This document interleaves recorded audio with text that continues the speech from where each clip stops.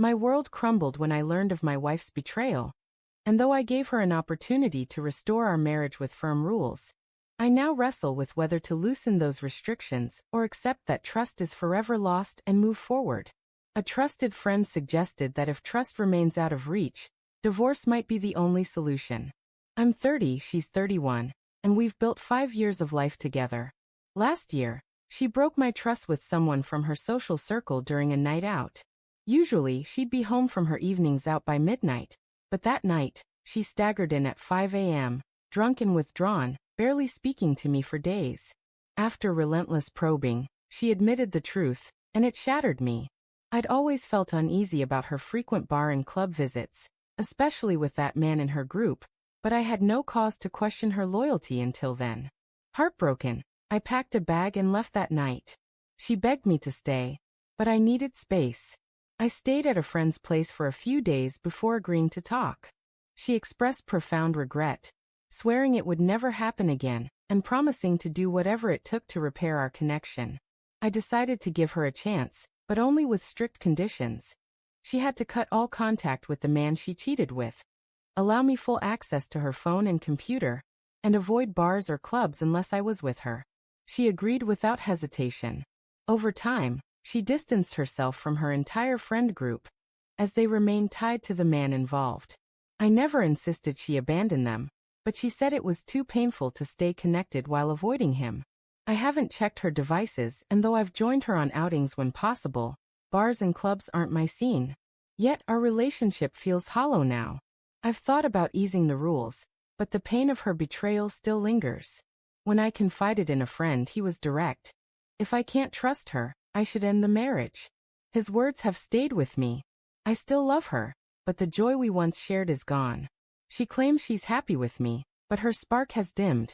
3 weeks later, I'm thankful for the flood of insights I received after sharing my experience.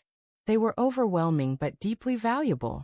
To clarify, before her betrayal, our relationship was full of life. We connected through outdoor adventures, hiking, camping, rock climbing, and loved taking trips, both local and international. Date nights were a cherished routine, and our physical connection was strong.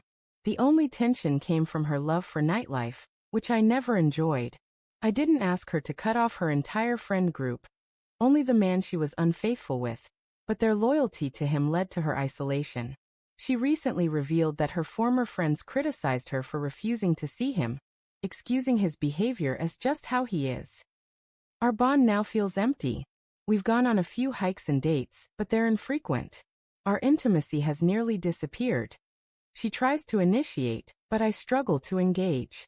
In a recent talk, she reaffirmed her commitment to me and my rules, but feels unworthy of making her own requests. She fully owns her mistake and its consequences. I proposed couples therapy, and she agreed immediately. I'm willing to try it, not out of optimism, but because she's respected my conditions for a year. Deep down, I doubt I'll ever fully trust her again. If therapy doesn't work, I'm ready to walk away. A thought-provoking comment made me realize I hadn't considered why she cheated. I plan to explore that in therapy. 3 months later, we've been in therapy for weeks, navigating a tough process to find a therapist who fits us both. We've had raw, painful conversations.